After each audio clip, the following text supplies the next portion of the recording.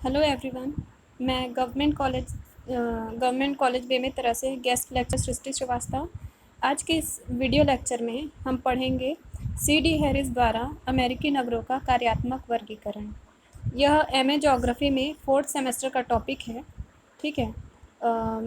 जिसमें जो हैरिस महोदय हैं उन्होंने अमेरिकी नगरों का उनके द्वारा किए जाने वाले कार्यों के आधार पर वर्गीकरण किया था।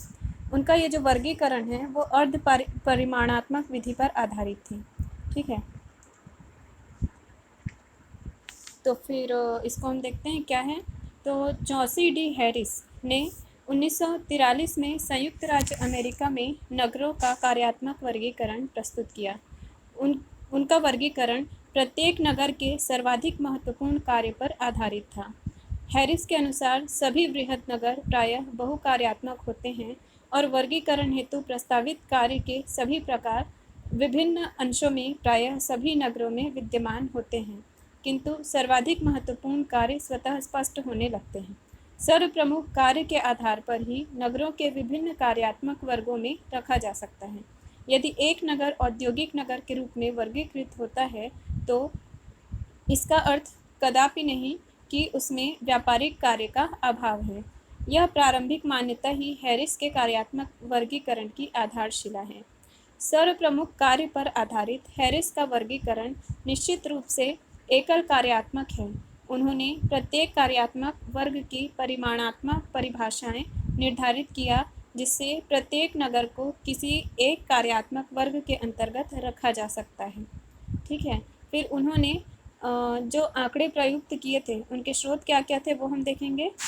प्रत्येक नगर की सर्वप्रमुख आर्थिक क्रियाओं के निर्धारण हेतु हैरिस तत्कालीन उपलब्ध अमेरिकी जनगणना से प्राप्त 2 प्रकार के आंकड़ों का प्रयोग किया, जिसमें से पहला था व्यावसायिक आंकड़े और दूसरा था रोजगार के आंकड़े।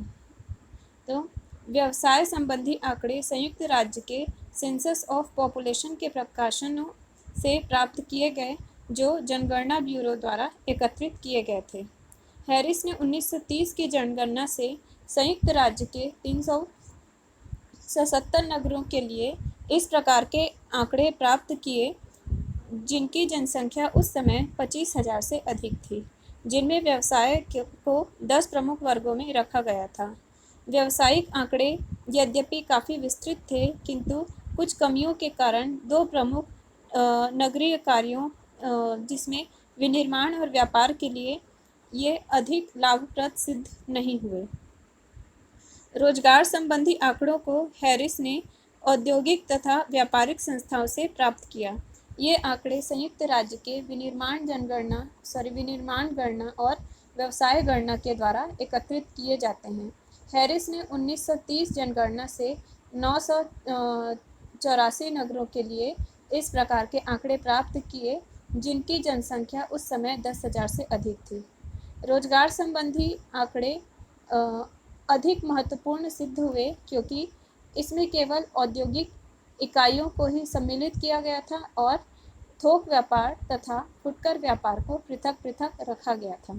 अपेक्षाकृत अधिक सुविधाजनक तथा प्रायः सभी नगरों के लिए सुलभ होने के कारण हैरिस ने रोजगार संबंधी आंकड़ों को ही अपने वर्गीकरण का प्रमुख आधार बनाया।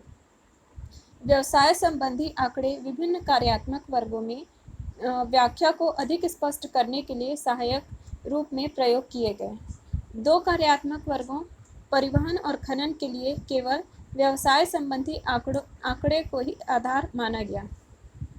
इस प्रकार 2 अन्य वर्गों शैक्षिक नगर तथा विश्राम नगर के लिए हैरिस ने जनगणना के अतिरिक्त अन्य स्रोतों से आंकड़े प्राप्त किए, किंतु तुलनात्मक अध्ययन को सामान्य तथा अधिक बोधगम्य बनाने के उद्देश्य से हैरिस ने सभी आंकड़ों को प्रतिशत के रूप में परिकलित किया। इसके लिए कुल श्रमिकों से व्यवसाय का प्रतिशत और विनिर्माण थोक व्यापार एवं फुटकर व्यापार में सम्मिलित रूप से संलग्न श्रमिकों से रोजगार का प्रतिशत ज्ञात किया गया। ठीक है। तो अब देखेंगे चयनित नगरों का क्या स्तर था। हैरिस ने संयुक्त राज्य की 1930 की जनगणना के अनुसार नगरों के पूर्ण मान्य प्रकारों को ही अपने वर्गीकरण का आधार बनाया। महानगरीय क्षेत्र निगम नगरों की तुलना में उच्चतर कार्यात्मक इकाइयों को प्रदर्शित करते थे। अतः उन्होंने यथासंभव महानगरीय क्षेत्रों का चयन किया क्योंकि उनके लिए आंकड़े सुगमता से उपलब्ध थे। कुछ नगर इतने छोटे थे कि उनसे महानगरीय क्षेत्र का निर्माण नहीं हो सका था। अतः हैरिस ने अपने वर्गीकरण हेतु जिन कार्यात्मक इकाइयों का चयन किया उन्हें 3 वर्गों में रखा जा सकता है, जिसमें से पहला है 140 महानगरीय क्षेत्र, जिसके अंतर्गत 510 नगर सम्मिलित थे।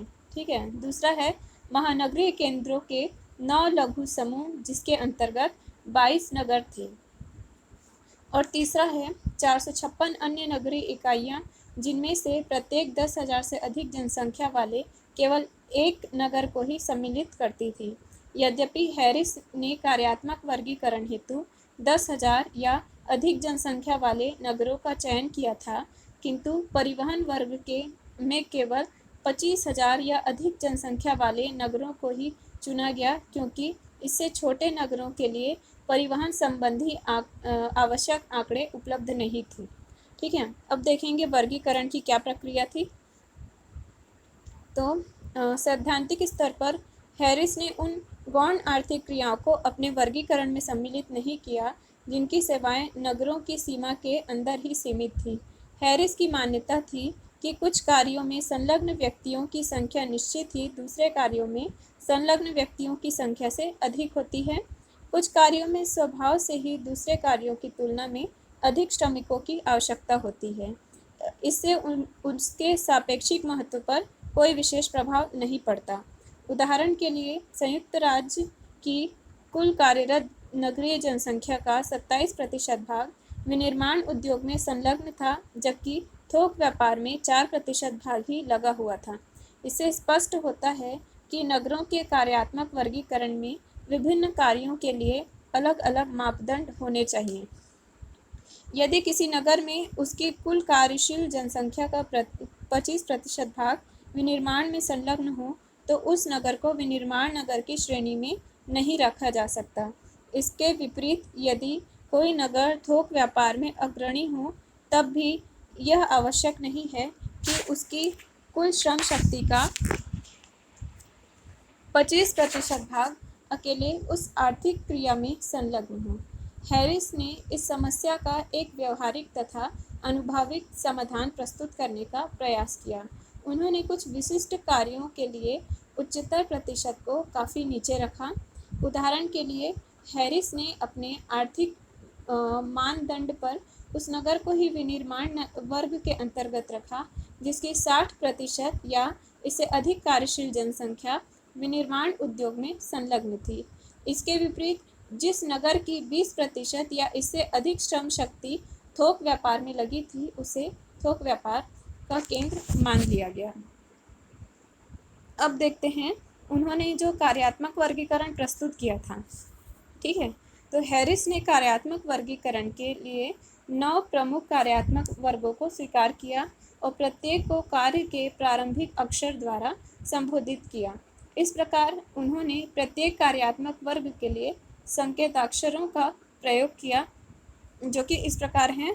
इसमें पहला है विनिर्माण, जिसे M द्वारा बताया उन्होंने, फुटकर विक्रय, जिसे R द्वारा बताया, विविधीकृत, जिसे D द्वारा बताया, थोक विक्रय को W द्वारा, परिवहन को T द्वारा, खनन को S द्वारा, शैक्षिक को E द्वारा, विश्राम एवं अवकाश को X द्वारा और अन्य राजनीतिक सहित को P द्वारा। ठीक है। तो इसको हम लाइन से देखेंगे। तो सबसे पहला है विनिर्माण नगर। ठीक है। तो हैरिस के कार्यात्मक वर्गीकरण में विनिर्माण उद्योग का महत्व सर्वाधिक है, क्योंकि संयुक्त राज्य के वर्गीकृत सभी नगरों में इस श्रेणी के नगरों की संख्या सर्वाधिक है। लगभग कितना 258 है। संख्या अधिक होने के कारण इन्हें 2 उपवर्गों में M- और M के अंतर्गत रखा गया है। तो पहले देखेंगे M- नगर। इस श्रेणी के अंतर्गत उन नगरों को सम्मिलित किया गया है जहां विनिर्माण और थोक एवं फुटकर व्यापार में संलग्न कुल श्रम शक्ति का 74% केवल विनिर्माण उद्योग में संलग्न हो अथवा संपूर्ण व्यवसाय में संलग्न श्रम शक्ति का 45% विनिर्माण या यांत्रिक उद्योगों में लगा हो। इस वर्ग के अंतर्गत आने वाले कुल नगरों की संख्या 118 है। डिट्रॉइट इस वर्ग का सबसे बड़ा नगर है।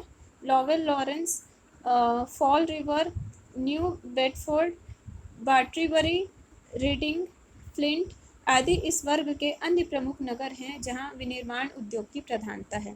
इसके बाद है एम नगर।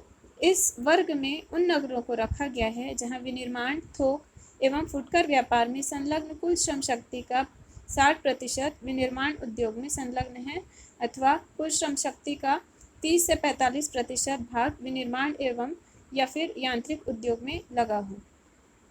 एम प्रकार के नगरों की संख्या 140 है। फिलाडेल्फिया इस वर्ग का सबसे बड़ा नगर है। पिट्सबर्ग, बफेलो, रोचेस्टर, सिराक्यूज आदि इसके अन्य प्रतिनिधि नगर हैं। इस वर्ग के अधिकांश नगर संयुक्त राज्य अमेरिका की औद्योगिक पेटी में स्थित हैं। ठीक है, अब विनिर्माण उद्योग के बाद है फुटकर व्यापार केंद्र। उन नगरों को फुटकर व्यापार केंद्र की श्रेणी में रखा गया है जहां विनिर्माण, थोक एवं फुटकर व्यापार में संलग्न कुल श्रम शक्ति का कम से कम 50% फुटकर व्यापार में लगा हो। ये नगर अधिकांशतः छोटे हैं और औद्योगिक पेटी से बाहर स्थित हैं। ऐसे नगरों की कुल संख्या 104 है। 5 बृहत्तम फुटकर व्यापार केंद्रों में से किसी भी नगर की जनसंख्या 2 लाख से अधिक नहीं है। तुलसा, विचिता, श्रेवपोर्ट तथा ऑस्टिन अपेक्षाकृत बड़े फुटकर व्यापार हैं। अन्य फुटकर व्यापार केंद्रों की जनसंख्या 1 लाख से कम है। अब इसके बाद है विविध नगर। इस वर्ग में उन नगरों को समाहित किया गया है जहां विनिर्माण, थोक एवं फुटकर व्यापार में संलग्न श्रमिकों का प्रतिशत इन तीनों के कुल योग का क्रमशः 60, 20 और 50% से कम हो। ऐसे नगरों में किसी भी एक कार्यात्मक श्रेणी की प्रधानता स्पष्ट नहीं होती। संयुक्त राज्य के 5 बृहत्तम नगरों में से 4 नगर इसी वर्ग के अंतर्गत सम्मिलित हैं। विविध नगर सुवितरित हैं, किंतु इनकी अधिकांश संख्या औद्योगिक पेटी तथा फुटकर व्यापार केंद्र मेखला के मध्य विस्तृत संक्रमण क्षेत्र में पाई जाती है। New York, Boston, Chicago, Springfield, Columbus, Saint Paul, Kansas City, Los Angeles आदि प्रमुख नगर इसी वर्ग के अंतर्गत आते हैं। इसके बाद है थोक व्यापार केंद्र। इस कार्यात्मक वर्ग, जिसे डब्ल्यू कहा जाता है, इसमें वे नगर सम्मिलित हैं जहां विनिर्माण और थोक एवं फुटकर व्यापार में संयुक्त रूप से संलग्न व्यक्तियों का कम से कम 20% तथा केवल फुटकर व्यापार में संलग्न व्यक्तियों का न्यूनतम 45% भाग थोक व्यापार में लगा हो। इस वर्ग के अंतर्गत 2 प्रकार के नगर आते हैं, जिसमें पहला है वस्तुओं के एकत्रण में लगे हुए छोटे नगर और वस्तुओं के वितरण में संलग्न बड़े नगर। ठीक है, सीवर साइड, रेडलैंड्स, सैंडफोर्ड और विल्सन प्रथम वर्ग के और San Francisco, Salt Lake City, Denver और मेम्फिस द्वितीय वर्ग के थोक व्यापार केंद्र हैं। अब इसके बाद है परिवहन नगर। परिवहन केंद्र के वर्ग में सम्मिलित होने के लिए किसी नगर में परिवहन एवं संचार में संलग्न व्यक्तियों की संख्या कुल श्रम शक्ति का कम से कम 11%, विनिर्माण संलग्न व्यक्तियों का न्यूनतम 1/3 और व्यापार में संलग्न व्यक्तियों का न्यूनतम 2/3 होना चाहिए। छोटे नगरों के लिए परिवहन संबंधी आंकड़े उपलब्ध न होने के कारण इस वर्ग के सभी नगर 25,000 से अधिक जनसंख्या वाले हैं। देश के कुल 32 नगर इस श्रेणी के अंतर्गत सम्मिलित हैं, जिनमें से 18 रेल सड़क केंद्र और 14 समुद्र पत्तन हैं। न्यू ऑरलियंस सबसे बड़ा परिवहन नगर है। ठीक है, इसके बाद कौन सा नगर आता है? खनन नगर। इस वर्ग के नगरों का अधिकांश उपलब्ध आंकड़ों के अनुसार 2 आधारों पर वर्गीकरण किया गया है। पहला है 25,000 से अधिक जनसंख्या वाले नगरों में कुल श्रम शक्ति का 15% से अधिक खनन में संलग्न होना। दूसरा है 10 से 25,000 के मध्य जनसंख्या वाले नगरों के वर्गीकरण हेतु खनन काउंटी तथा उस काउंटी में स्थित नगरों में खनन में संलग्न रोजगार की तुलना की गई। द्वितीय आधार मानने का कारण यह था कि खनन संबंधी रोजगार के आंकड़े 25,000 से कम जनसंख्या वाले नगरों के लिए उपलब्ध नहीं थे। हैरिस के वर्गीकरण में खनन नगरों की कुल संख्या 14 थी। बूटे, मिनीसोटा, आयरनवुड, हैरिसबर्ग और बिल्यूफील्ड संयुक्त राज्य अमेरिका के प्रमुख खनन नगर हैं। फिर उसके बाद है 7वां, शैक्षिक केंद्र या विश्वविद्यालय नगर। हैरिस ने किसी नगर की न्यूनतम 25% जनसंख्या का नामांकन विभिन्न शैक्षिक संस्थाओं में होने पर उसे शैक्षिक केंद्र या विश्वविद्यालय नगर के वर्ग में रखा है। इस वर्ग के अंतर्गत संयुक्त राज्य अमेरिका के 17 नगर सम्मिलित हैं, जो आकार में छोटे हैं किंतु वहां राज्य के बड़े विश्वविद्यालय स्थित हैं। मिशिगन, इंडियाना, कंसास सिटी आदि इस वर्ग के प्रतिनिधि नगर हैं। उसके बाद 8वां है मनोरंजन एवं अवकाश नगर। इस वर्ग के नगरों के वर्गीकरण का कोई संतोषजनक सांख्यिकी आधार नहीं है। इन नगरों में रोजगार का प्रतिशत बहुत कम है।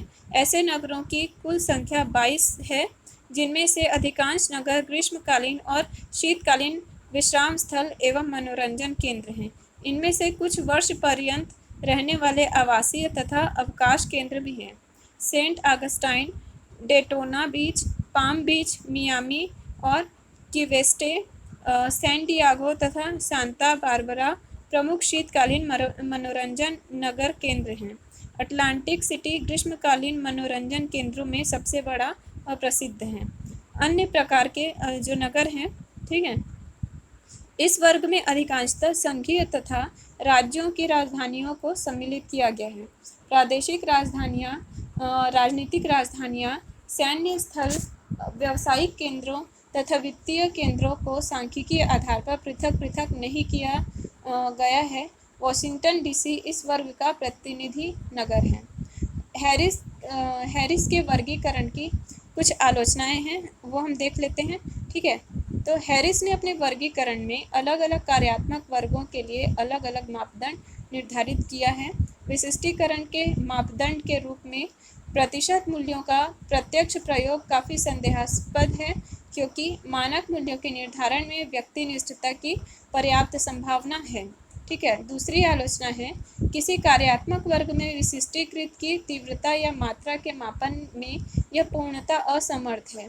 इसके द्वारा केवल यह जाना जा सकता है कि कोई नगर किस कार्य में अग्रणी है, किंतु उस कार्य में कितना अग्रणी है, इसका उत्तर इस विधि से नहीं मिल पाता है।